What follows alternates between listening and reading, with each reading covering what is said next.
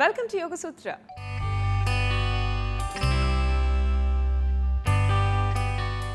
ఇవాళ యోగ సూత్రలో కృష్ణ గారు మనందరికీ ఏ ఆసనం పరిచయం చేయబోతున్నారో చూద్దామా?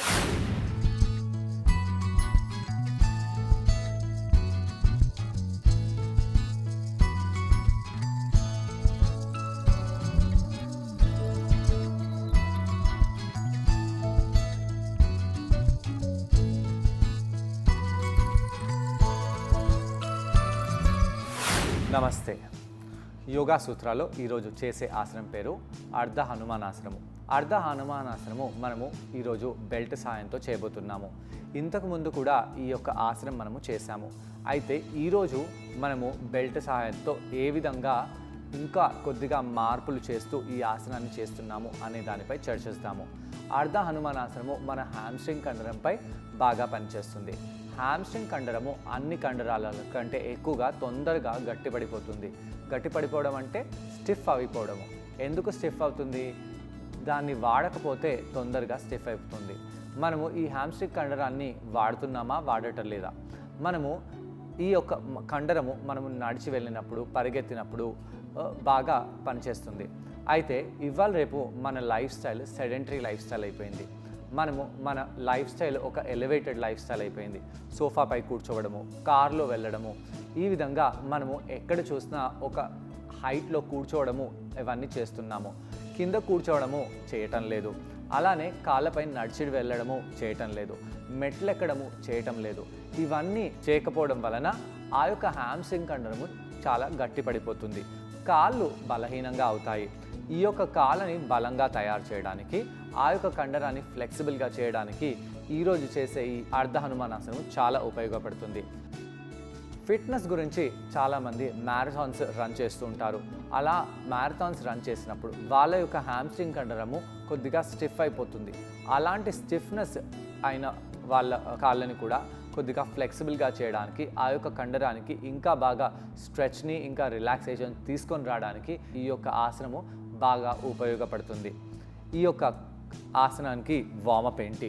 ముందుగా మనము కాళ్ళని ఇలా సూటిగా చేద్దాము. కాళ్ళ వేళ్ళని ముందుకు చేయడము, కాళ్ళ వేళ్ళని మన వైపు చేయడము చేద్దాము. కొన్నిసార్లు ఈ విధంగా కాళ్ళని వెనకాలకి ముందుకు చేస్తూ ఉండండి.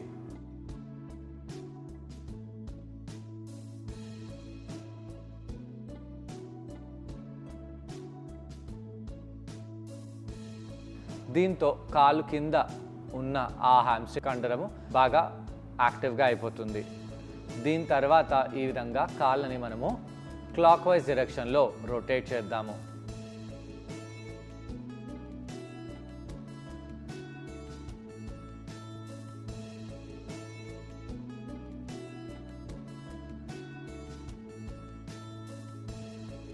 యాంటీ క్లాక్ వైజ్ డైరెక్షన్లో కూడా రొటేట్ చేయండి.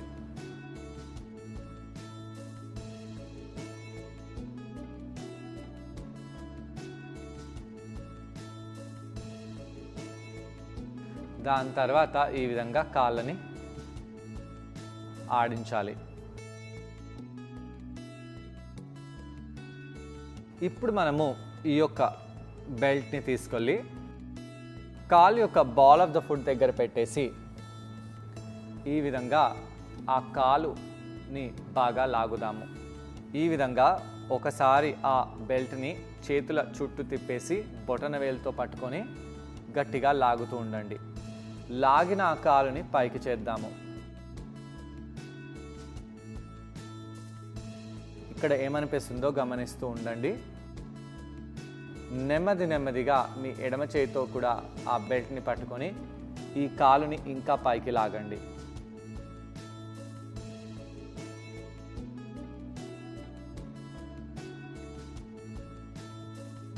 ఇక్కడ కొంత సమయం పాటు ఉంటూ నెమ్మదిగా పాదాన్ని కిందికి తెచ్చేసి ఈ ఎడమ పాదం దగ్గర ఆ బెల్ట్ని పెట్టేసి ఈ విధంగా రెండు చేతులతో కూడా కాలుని లాగవచ్చు.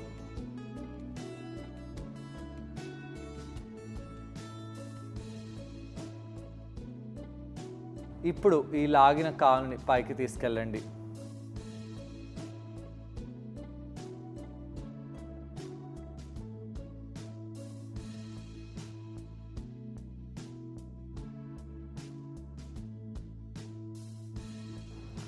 నెమ్మదిగా కాలుని కింద పెట్టేసి మనము రిలాక్స్ అవుదాము.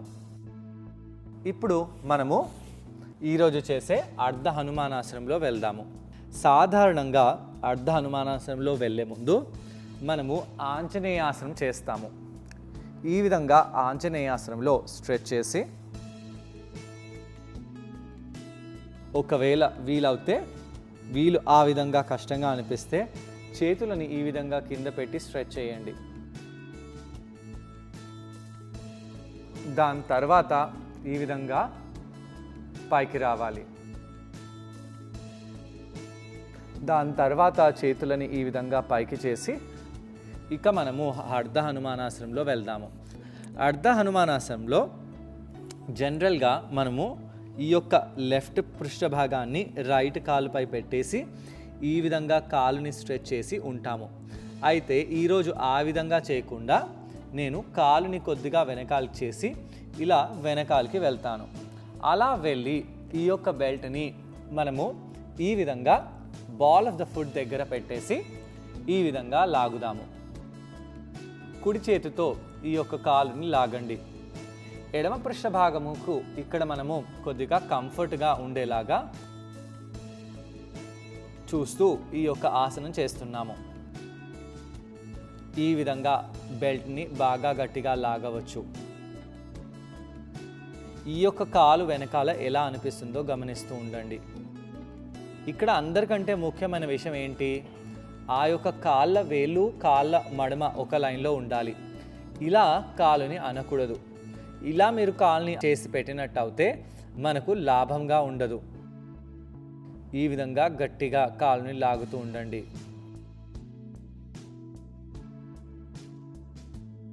శ్వాస తీసుకుంటూ శ్వాసని వదిలేస్తూ ఎలా అనిపిస్తుందో గమనించండి.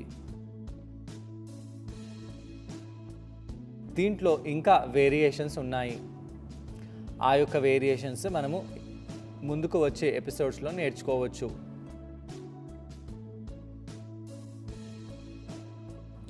దీని తర్వాత నెమ్మదిగా పైకి వచ్చేసి కాలుని వెనకాలకి తెచ్చేసేయండి. రెండో పాదాన్ని ముందుకు తెచ్చి ఆంజనేయాసనంలో వెళ్దాము. మోకాల నొప్పులు ఉన్నవాళ్ళు ఈ యొక్క ఆసనం చేయకపోవడము శ్రేయస్కరము. ఒకవేళ మీ మోకాళ్ళ నొప్పులు కొంతవరకే ఉన్నట్టు అయితే మీరు ఈ ఆసనం తప్పకుండా చేయవచ్చు. ఈ విధంగా పృష్ఠభాగాలను ముందుకు చేస్తూ ఉండి నెమ్మదిగా కాలుని స్ట్రెయిట్ చేసి ఈ విధంగా ఆ కుడి పృష్ఠభాగము కుడి మడమపై ఉండేలాగా చూసుకోవాలి. ఈ యొక్క బెల్ట్ని మనము ఈ విధంగా పెట్టేసి ఎడమ చేతితో గట్టిగా పట్టుకోవాలి. అలా పట్టుకొని కాలుని లాగండి. ఇది అంత ఇంటెన్స్గా లేదు అని అనవచ్చు. అవునండి, ఇది బిగినర్స్ ఆసనంలో ఉన్నట్టు అయితే మంచిది. అలానే ఇంటెన్స్ యోగా చేసేవాళ్ళు కూడా ఈ విధంగా ఆసనంలో వెళ్ళి ఎక్కువ సమయం పాటు ఉండవచ్చు. అయితే ఇక్కడ దేనిపై ఫోకస్ చేస్తున్నాము? ఇక్కడ ఈ యొక్క హ్యామ్స్ట్రింగ్ కండర్పై ఫోకస్ చేస్తున్నాము. అయితే ఈ యొక్క కాళ్ళ వేలని మడమపై తీసుకొస్తున్నాము. చూడండి, మడమపై ఈ వేళ్ళు ఉన్నాయి. ఈ విధంగా చేయటం లేదు. ఈ విధంగా చేస్తే ఈ యొక్క ఆసనము మనకు లాభాలన్నీ తగ్గిపోతాయి. ఈ విధంగా కాలుని మనం గట్టిగా లాగినప్పుడు మనకు కాలు వెనకాల స్ట్రెచ్ అనేది లభిస్తుంది. దాని తర్వాత నెమ్మదిగా బెల్ట్ని వదిలేసి మనము వజ్రాసనంలో కూర్చోవచ్చు. వజ్రాసనం ఎందుకు కూర్చోవాలి? ఇక్కడ మనము వజ్రాసనాన్ని కౌంటర్ ఆసనంగా ఉపయోగిస్తున్నాము. ఇంతకు ముందు కాలుని స్ట్రైట్గా స్ట్రెచ్ చేస్తాము. ఇప్పుడు మనము వజ్రాసనంలో కూర్చుంటున్నాము. కాలుని కాంట్రాక్ట్ చేస్తున్నాము. ఇలా చేయడం వలన కాలు కండరాలు, ఆ హ్యామ్స్ట్రింగ్ కండరానికి ఇక్కడ చాలా రెస్ట్ అనేది లభిస్తుంది. ఈ ఆసనాన్ని ట్రై చేయడానికి కృష్ణ గారితో పాటు నేను కూడా జాయిన్ అవబోతున్నానండి. మా ఇద్దరిని చూసి ఈ ఆసనాన్ని మీరు కూడా ట్రై చేయండి. నమస్తే. ఈరోజు మనము యోగా సూత్రాలు చేసే ఆసనం పేరు అర్ధ హనుమానాసనము. ఈ అర్ధ హనుమానాసనం మనము బెల్ట్ సహాయంతో చేస్తున్నాము. ఇంతకు ముందు కూడా మనము అర్ధ హనుమానాసనం చేశాము. కానీ అక్కడ కంటే ఈరోజు మనం చేసే వర్షన్ చాలా ఈజీ వర్షన్. బిగినర్స్ ఈ యొక్క ఆసనాన్ని చేసుకోవచ్చు. రన్నింగ్ చేసేవాళ్ళు, కాళ్ళు వీక్గా ఉన్నవాళ్ళు, కాళ్ళ వెనకాల బాగా కండరాలు పట్టేసిన వాళ్ళు ఈ యొక్క ఆసనాన్ని చేసినట్టయితే వాళ్ళకు చాలా మేలు కలుగుతుంది. ముందుగా మనము కాళ్ళని సూటిగా చేసి వార్మప్ చేద్దాము. కాళ్ళని సూటిగా చేసి కూర్చోండి. కాళ్ళ వేలని ముందు వైపు చేయడము, మన వైపు చేయడము చేస్తూ ఉండండి. శ్వాస తీసుకుంటూ శ్వాసని వదిలేస్తూ అలా చేసి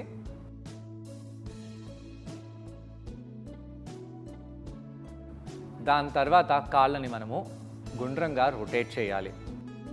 క్లాక్ వైజ్గా రొటేట్ చేయండి,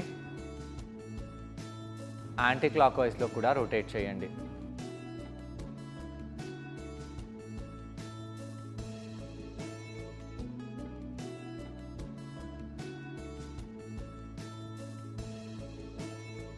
దీని తర్వాత కాళ్ళని షేక్ చేద్దాము.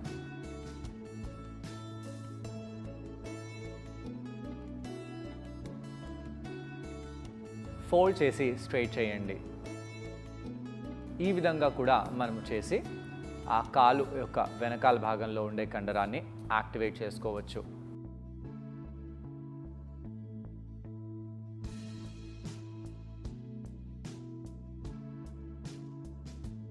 ఏవైతే వార్మప్స్ని మనం వాడామో ఆ వార్మప్స్ని మనము కూల్ డౌన్లో కూడా వాడుకోవచ్చు. ఇప్పుడు కుడి కాలు వేలుని మన వైపు లాగి ఆ కాలుని కొద్దిగా పైకి లేపండి, ఇంకొద్దిగా పైకి లేపండి. అలా పైకి లేపి ఇక్కడ కొంత సమయం పాటు స్థిరంగా పెట్టాలి.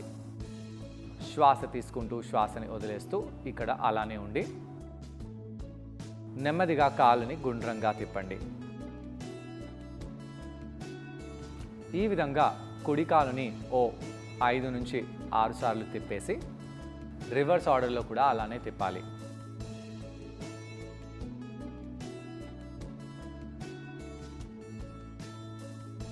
ఎడమ కాలుని కూడా ఇప్పుడు మనము మన వైపు లాగుతూ కాళ్ళ వేలని మన వైపు లాగుతూ గాలిలో తీసుకొని రావాలి.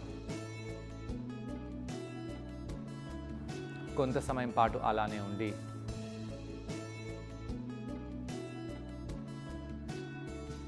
ఆ కాలుని గుండ్రంగా సర్కిల్స్ చేద్దాము.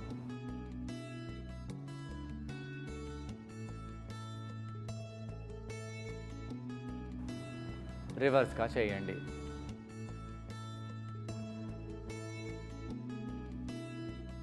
దీని తర్వాత మోకాళ్ళపై వచ్చేసి మనము అధోముఖ శ్వానాసనంలో వెళ్ళాలి.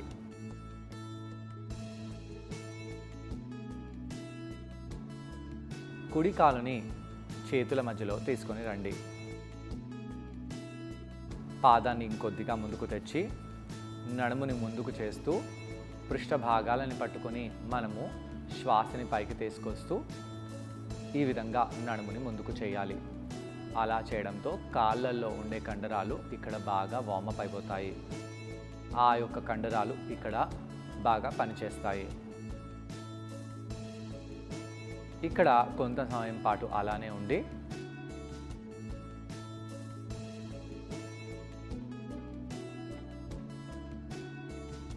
నెమ్మదిగా అర్ధ హనుమానాసనంలో వెళ్ళాలి. సామాన్యంగా అర్ధ హనుమానాసనంలో మనము ఈ విధంగా కాలుని చేసి కాళ్ళ వేలని మన వైపు లాగి చేస్తాము. కానీ ఈరోజు మనము నెమ్మదిగా ఇలా వెనకాల కూర్చుందాము. అలా కాలు మడమపై కూర్చొని వీపుని నిటారుగా చేస్తూ ఇక్కడ ఉండండి. కాలు వేళ్ళని మన వైపు లాగడము చాలా చాలా అవసరము. దీని తర్వాత ఈ యొక్క బెల్ట్ని మనము తీసుకొని ఈ విధంగా బాల్ ఆఫ్ ద ఫుట్ దగ్గర పెట్టాలి. పెట్టి ఈ యొక్క బెల్ట్ని ఈ విధంగా గట్టిగా పట్టుకోవాలి. పట్టుకుంటూ కాలుని సూటిగా పెట్టి ఒక చేతి సహాయం తీసుకుంటూ కాలుని లాగండి. ఇక్కడ కుడికాలు స్ట్రైట్గా ఉండాలి. అయితే మోకాలు దగ్గర కొద్దిగా రిలాక్స్గా పెట్టండి. స్టిఫ్గా లాక్ చేయకూడదు. ఈ యొక్క స్ట్రెచ్ ఈ కాలు వెనకాల భాగంలో ఏ విధంగా మనకు స్ట్రెచ్ పడుతుంది అనేది దానిపై గమనిస్తూ ఉండాలి. ఇక్కడ మనము మన కాలుని బెల్ట్తో పట్టుకొని ఇలా లాగుతూ కూర్చోవాలి. ఎవరైతే ఈ యొక్క మడమపై కూర్చోలేకపోతున్నారో వాళ్ళు పృష్ఠభాగాలని ఒక బ్లాక్ మీడియం హైట్లో పెట్టి దానిపై కూర్చొని ఇక్కడ ఉండవచ్చు. అయితే ఇక్కడ స్ట్రెచ్ అంతా మన కుడి కాలుపై పడేలాగా చూసుకోవాలి, ఎడమ కాలుపై పడేలాగా చూడకూడదు. దాని తర్వాత నెమ్మదిగా ఆసనం నుంచి బయటికి వచ్చేసేయండి. ఇప్పుడు ఎడమ పాదాన్ని ముందుకు పెట్టేసి ఈ విధంగా ఆంజనేయాసనంలో వెళ్దాము.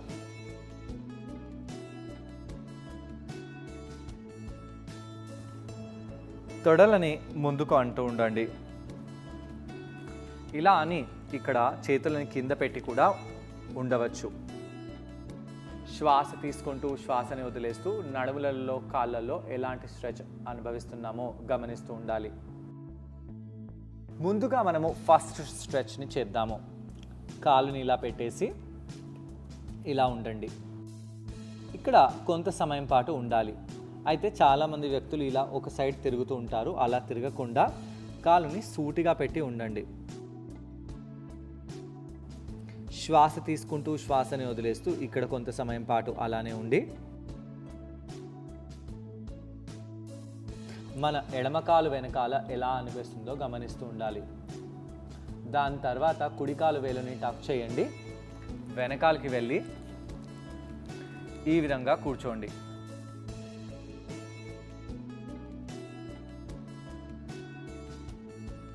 కూర్చోలేని వాళ్ళు బ్లాక్ని సహాయంగా యూస్ చేసి కూర్చోవచ్చు. దాని తర్వాత ఈ విధంగా బెల్ట్ని మనము ఎడమ బాల్ ఆఫ్ ద ఫుట్ దగ్గర పెట్టేసి లాగాలి. అలా లాగుతూ తలని కిందికి చేద్దాము. తలని కిందికి చేస్తూ ఈ విధంగా ఎడమకాలు వెనకాల ఉన్న కండరంపై ఫోకస్ చేస్తూ ఉండాలి. ఆ కాలులో స్ట్రెచ్ ఏ విధంగా అనిపిస్తుందో గమనిస్తూ ఉండాలి. చూసారు కదండి, ఈ ఆసనం పేరు అర్ధ హనుమాన్ ఆసనం. ఈ ఆసనాన్ని మనం బెల్ట్ సహాయంతో చేసాం. ఈ ఆసనం చేయడం వలన హ్యామ్స్ట్రింగ్ కండరాలకు చాలా మంచిది. ఆ కండరాలు బాగా బలంగా దృఢంగా తయారవుతాయి. అలాగే కాళ్ళ కండరాలకు కూడా చాలా మంచిది. కాళ్ళు చక్కగా టోన్ అయ్యి మంచి షేప్ లభిస్తుంది. మెడలో ప్రాబ్లం ఉన్న వాళ్ళు తలని ముందుకు చేసి ఉండాలి. శ్వాస తీసుకుంటూ శ్వాసని వదిలేస్తూ కాళ్ళ వేలని గట్టిగా మన వైపు లాగండి. మోకాలు తొడ వెనకాల మంట వచ్చేటట్టుగా మనము స్ట్రెచ్ని రాకుండా స్ట్రెచ్ కండరంలో వచ్చేలాగా చూడాలి. అలా చేసి నెమ్మదిగా ఆసనం నుంచి బయటికి వచ్చేయండి. కౌంటర్ ఆసనంకి మనము తొడలని దూరంగా చేసి ఈ విధంగా బాలాసనంలో వెళ్ళాలి. బాలాసనంలో ఎందుకు వెళ్తున్నాము? బాలాసనంలో మన ఛాతి బరువు అంతా తొడలపై కండరాలపై కాళ్ళ కండరాలపై పడుతుంది. కాబట్టి ఆ యొక్క కండరాలు ఇక్కడ కాంట్రాక్ట్ అవుతాయి. అలా కాళ్ళు కాంట్రాక్ట్ అవ్వడము, ఇంతకుముందు ఎక్స్టెన్షన్ చేయడము అంటే ఫ్లెక్సిబుల్గా బాగా స్ట్రెచ్ చేస్తాము. ఈ రెండు ఆపోజిట్ కాబట్టి కండరాలు బాగా రిలాక్స్ అయిపోతాయి. ఇలా కౌంటర్ చేయడం వలన హ్యామ్స్ట్రింగ్ కండరాలు అలాగే కాళ్ళ కండరాలు ఈ రెండు కూడా బాగా స్ట్రెచ్ రిలాక్స్ అయిపోతాయి. ఇవాళ యోగ సూత్రాలో కృష్ణ గారిని మనం అడగబోయే ప్రశ్న ఏంటంటే, ఈ ఆసనం చేసేటప్పుడు మనం అందరం ఎటువంటి జాగ్రత్తలు పాటించాలి? ఈ ప్రశ్నకు సమాధానం కృష్ణ గారిని అడిగి తెలుసుకుందాం. ఈ ఆసనం చేసేటప్పుడు ఎలాంటి జాగ్రత్తలు తీసుకోవాలి? వృద్ధులు ఎవరికైతే మోకాల నొప్పులు ఎక్కువగా ఉంటాయో, వెయిట్ ఎవరికైతే చాలా ఎక్కువగా ఉంటుందో, అలానే ఎవరికైతే మోకాళ్ళలో ఎటువంటి డీజనరేషన్ ప్రాబ్లమ్స్ ఉన్నాయో అలాంటి వాళ్ళు ఈ ఆసనము అస్సలు చేయకూడదు. చేసినట్టయితే మీ మోకాళ్ళ నొప్పులు ఎక్కువ అవ్వచ్చు. కాబట్టి మీరు వేరే ఆసనాలను చేయండి. ఇంతకుముందు చేసిన అర్ధ హనుమాసన ఆసనం స్ట్రెచ్ చేయవచ్చు. అయితే ఇది బిగినర్స్కి అయినా ఈ యొక్క స్ట్రెచ్ చేయడం వలన మీ మోకాళ్ళ నొప్పులు ఎక్కువ కావచ్చు. కాబట్టి దీన్ని మీరు చేయకండి. ఒకవేళ ఆ పృష్ఠభాగం కింద ఏదైనా కుషన్ లాంటిది పెట్టుకొని చాలా ఎత్తుపై మీరు కూర్చొని కాళ్ళని వజ్రాసనంలో పెట్టి ఈ ఆసనం చేయాలనుకుంటున్నారా? అలా చేస్తే మంచిది. ఇది చూడ్డానికి త్రయంగముఖ పశ్చిమోత్తరాసనం లాగా ఉండవచ్చు, కానీ ఇది ఆ ఆసనం కాదండి. సో చూసారు కదండి, ఇవాల్టి ఎపిసోడ్లో అర్ధ హనుమానాసన ఈ ఆసనాన్ని మీరందరూ తప్పకుండా ట్రై చేసి దీనివల్ల వచ్చే బెనిఫిట్స్ని మీరు కూడా పొందండి. తిరిగి రేపటి ఎపిసోడ్లో మరో ఆసనంతో మరికొన్ని బెనిఫిట్స్తో మళ్ళీ కలుసుకుందాం. అంతవరకు stay fit and be healthy. Bye.